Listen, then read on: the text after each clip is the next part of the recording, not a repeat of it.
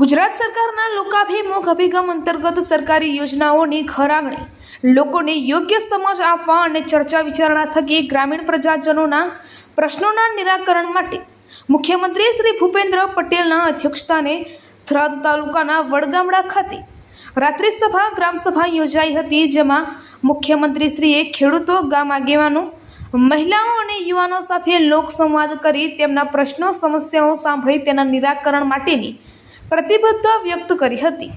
બનાસકાંઠા જિલ્લાની 2 દિવસની મુલાકાતે આવેલા મુખ્યમંત્રી શ્રી ભૂપેન્દ્ર પટેલે શ્રી વડગામડા પે કેન્દ્ર શાળા ખાતે લોકો સાથે સીધો સંવાદ સાધ્યો હતો। પ્રધાનમંત્રી આવાસ યોજના, આયુષ્યમાન ભારત યોજના, શૈક્ષણિક યોજના, કૃષિ સહાય જેવી વિવિધ સરકારી યોજનાઓથી લાભાન્વિત થયેલા લાભાર્થીઓએ મુખ્યમંત્રી સમક્ષ પોતાના અનુભવો રજૂ કર્યા હતા।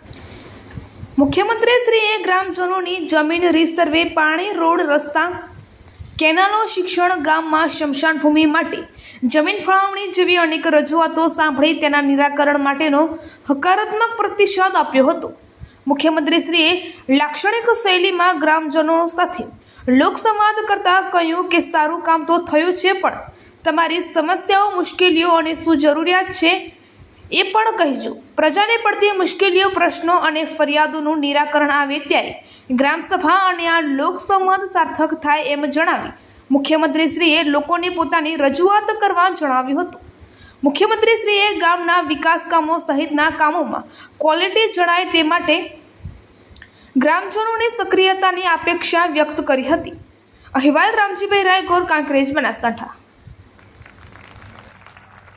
એક વર્ષ મોડું લાગે, કારણ કે બીજે ક્યાંક કોઈ ઇમરજન્સી આવી હોય, કોઈનું કામ કરવું પડે એવું તાત્કાલિક, તો બીજા વર્ષે થાય, પણ આયોજનબદ્ધ રીતે કોઈને કોઈ મુશ્કેલી પડે એવી નથી।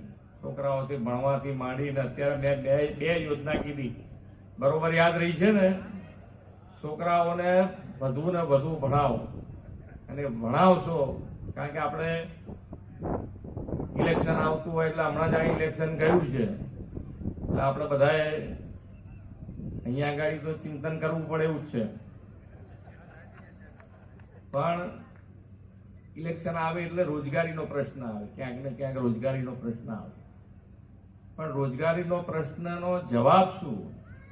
તો એ માન્ય નરેન્દ્રભાઈએ 2003માં વાઇબ્રન્ટ કર્યું, અને આ વાઇબ્રન્ટ થકી દેશ અને દુનિયાનો વેપારી અહીંયા ગુજરાતમાં આવે એના માટેનું પ્લેટફોર્મ 2003માં પૂરું પાડ્યું। આજે 2024માં આપણે 10મું વાઇબ્રન્ટ કર્યું, અને આ 10મા વાઇબ્રન્ટનો ફાયદો શું થયો તમને? તો કે દુનિયાની સૌથી મોટી 500 જે કંપનીઓ છે, દુનિયાની સૌથી મોટી 500 કંપનીઓ છે, એમાંથી 100થી વધુ ગુજરાતમાં છે, 100થી વધારે ગુજરાતમાં છે,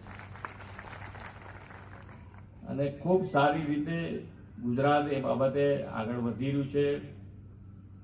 સોલાર, PM